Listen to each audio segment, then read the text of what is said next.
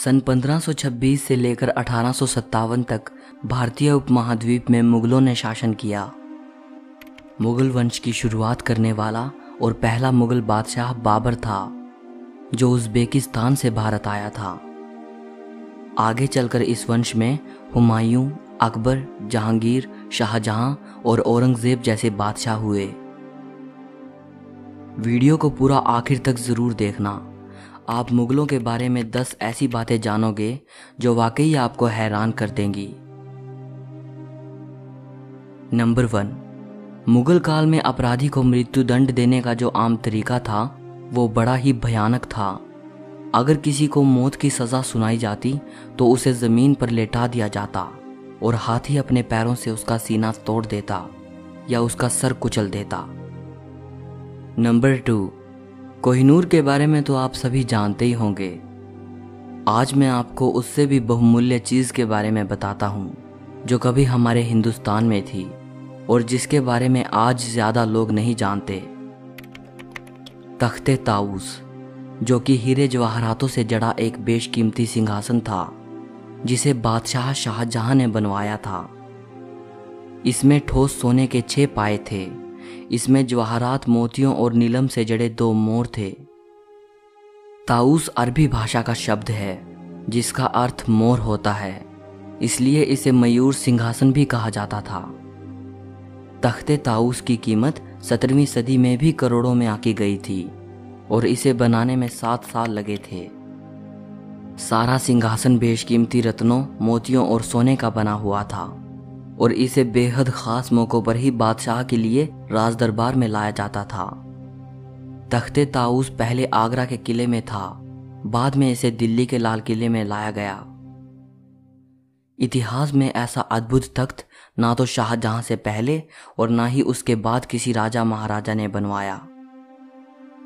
Iran के बादशाह नादिर शाह ने जब दिल्ली पर हमला किया तो सारी धन दौलत को लूटने के साथ साथ वो तख्ते ताऊस को भी अपने साथ ईरान ले गया। सन 1747 में नादिर शाह की हत्या हो गई और इसके बाद अचानक ये सिंहासन गायब हो गया। तब से लेकर आज तक इसका कोई अता पता नहीं है कि ये कहाँ है। समय समय पर सरकारें इसका पता लगाने की कोशिश करती रही हैं। दोस्तों, आपको क्या लगता है कि तख्ते ताऊस आज कहाँ हो सकता है? कमेंट करके बताइएगा। नंबर 3, किसी ज़माने में दुनिया का सबसे बेशकीमती हीरा कोहिनूर शाहजहां के तख्ते ताऊस पर जड़ा हुआ था। कोहिनूर के बारे में ये कहा जाता था कि जो इस हीरे का मालिक है वो पूरी दुनिया का मालिक है। उस ज़माने में कोहिनूर की कीमत इतनी थी कि उसे बेचकर पूरी दुनिया को 2.5 दिनों तक खिलाया जा सकता था। सन 1739 तक यह हीरा मुगलों के पास रहा। ईरान का बादशाह नादिर शाह धोखे से मुगल बादशाह मोहम्मद शाह से पगड़ी बदलकर कोहिनूर को भी चुरा ले गया। यह हीरा कई मुगल बादशाहों और ईरानी बादशाहों से होता हुआ अंत में अंग्रेज़ों के अधिकार में चला गया और आज भी उन्हीं के पास है। नंबर 4, अकबर की सबसे बड़ी कामयाबी थी उसका बसाया गया बहुत बड़ा शहर फतेहपुर सिकरी, जिसे पहाड़ी पर बसाया गया था जहां पहले कोई बस्ती नहीं थी। सन 1584 में एक इंग्लिश यात्री रोल्फ फिच भारत आया था जिसने लिखा था कि फतेहपुर सिकरी लंदन से भी बड़ा शहर था। अकबर एक कामयाब बादशाह होने के साथ साथ कला प्रेमी भी था।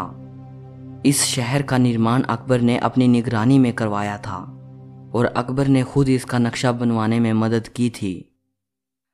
पहले मुगल साम्राज्य की राजधानी आगरा थी। फतेहपुर सिकरी को अकबर ने नई राजधानी बनाया।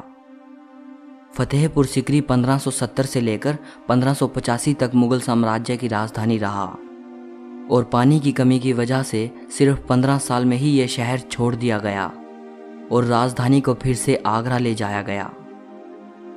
इतिहास में ऐसा पहले कभी नहीं हुआ था कि एक इंसान के सपनों से इतना बड़ा शहर बसाया गया हो और उसे सिर्फ 15 साल में ही वीरान भी कर दिया गया हो। नंबर 5, दुनिया का सबसे बड़ा दरवाज़ा बादशाह अकबर ने बनवाया था। आगरा से 36 किलोमीटर दूर फतेहपुर सिकरी में मौजूद बुलंद दरवाज़ा दुनिया का सबसे बड़ा प्रवेश द्वार है। बुलंद शब्द का अर्थ होता है महान या ऊंचा। इस दरवाजे को अकबर ने सन 1601 में बनवाया था। ये 177 फुट ऊंचा है। नंबर 6, हुमायूं, जो कि बाबर का बेटा था और जो दूसरा मुगल बादशाह बना, वो अफीम का बड़ा शौकीन था और अफीम ही उसकी मौत की वजह बनी। एक दिन जब वो नशे में और अफीम के प्रभाव में था तो लाइब्रेरी की सीढ़ियों से गिरकर उसकी मृत्यु हो गई। नंबर 7, अकबर सभी धर्मों का सम्मान करता था। उसने आपसी एकता को बढ़ावा दिया। उसके शासन के दौरान राज दरबार में हिंदुओं को ऊंची पदवियां मिलती थी। उससे पहले के बादशाहों द्वारा हिंदुओं पर लगाया जाने वाला जजिया कर उसने हटवा दिया था। उसने राजपूत रानी जोधा से शादी की, लेकिन उसे कभी मुसलमान नहीं बनाया। यहाँ तक कि रानी जोधा भाई के लिए फतेहपुर सिकरी में उसने मंदिर भी बनवाया। 1582 में अकबर ने एक नया धर्म बनाया था जिसका नाम था दीन-ए इलाही। इसमें अकबर ने सभी धर्मों की मूल बातों को मिला दिया, जिसमें प्रमुख धर्म थे हिंदू, इस्लाम, ईसाई, जैन और पारसी। अकबर ने खुद भी इसी धर्म को अपनाया, लेकिन इस धर्म को ज़्यादा प्रसिद्धि नहीं मिली और अकबर के अलावा बिरबल ही मृत्यु तक इसका अनुयायी रहा और अकबर के बाद सिर्फ 19 लोगों ने इसे अपनाया था।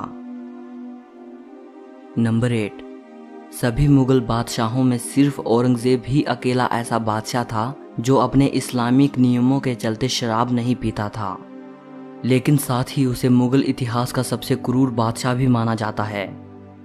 गैर मुस्लिमों पर लगने वाले जिस जजिया कर को अकबर ने खत्म कर दिया था, उसे औरंगजेब ने फिर से लागू करवाया। यहाँ तक कि औरंगजेब ने अपने 3 भाइयों को मौत के घाट उतार दिया। उस समय के कवियों ने भी अपनी रचनाओं में औरंगजेब के अत्याचारों का जिक्र किया है। नंबर 9, कहा जाता है कि हुक्का मुगल काल की इन्वेंशन है। 16वीं सदी में यूरोपियंस भारत टबैको लेकर आए और इसके बाद फतेहपुर सिकरी में अकबर के एक ईरानी डॉक्टर अबुल फतेह गिलानी ने हुक्के की खोज की थी। नंबर 10, मुगल सल्तनत की नींव रखने वाला बाबर एक पैदाइशी योद्धा था। वो अपने पिता की ओर से तैमूर लंग का 5वां वंशज था और अपनी माँ की ओर से चंगेज खान का 14वां वंशज था। जब वो 12 साल का था तो उसे विरासत में फरगना शहर मिला और वो वहाँ का बादशाह बना और इसके 2 साल बाद जब वो 14 साल का हुआ तो उसने उज़्बेकिस्तान के शहर समरकंद पर हमला कर उस पर कब्जा कर लिया। सन 1505 तक वो कई जंग लड़ चुका था। तब उसकी उम्र सिर्फ 22 साल थी। अब उसकी नज़र भारत पर थी। अगले 20 साल तक बाबर भारत पर कब्जा करने की कोशिश करता रहा, लेकिन नाकाम रहा। सन 1526 में उसने दिल्ली को निशाना बनाया। उस वक्त दिल्ली पर इब्राहिम लोदी का राज था। बाबर को लगा कि अगर वो इब्राहिम लोदी को गद्दी से हटा सकता है तो वो वहां कब्जा जमा सकता है। लोदी की सेना में 1 लाख जवान थे और बाबर के पास सिर्फ 12,000। मगर बाबर की सेना बेहद खतरनाक बंजारे लड़ाकों की थी। उनमें गजब का भाईचारा था। बाबर और इब्राहिम लोदी के बीच दिल्ली से 40 किलोमीटर दूर पानीपत में युद्ध हुआ। बाबर को युद्ध रणनीति बनाने में महारत हासिल थी। उसने ऐसा जाल बिछा रखा था कि मानो वो लोदी का शिकार करने वाला हो। 20 अप्रैल 1526 शुक्रवार की सुबह थी और इब्राहिम लोदी उसके जाल में फंस गया। लोदी के 1 लाख जवान और 1000 हाथी बाबर के बिछाए फंदे की ओर चल पड़े। उसने लोदी की सेना को उस मौत के घेरे के अंदर घेर लिया जहां से उनके पास भागने का कोई रास्ता नहीं था। बाबर के जवानों ने लोदी की सेना पर हमला करना शुरू किया। उसकी तोपों ने लोदी के हाथियों को बेकाबू कर दिया, जिससे वो अपनी ही सेना के जवानों को कुचलने लगे। इससे चारों तरफ अफरा तफरी मच गई और तब बाबर के तीरंदाजों ने चारों तरफ से तीरों की बौछार कर दी। बाबर जीत गया और इब्राहिम लोदी को उसने मौत के घाट उतार दिया। बाबर को लोग एक लड़ाके और एक बादशाह के तौर पर तो जानते हैं, लेकिन बहुत कम लोग जानते हैं कि वो एक उच्च कोटि का राइटर भी था। सो इस वीडियो के लिए इतना ही। अगर आपको ये वीडियो पसंद आई हो तो लाइक और शेयर ज़रूर करना, कमेंट करके अपनी राय देना।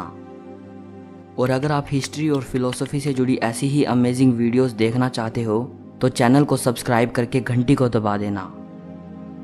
सो मिलते हैं अगली वीडियो में।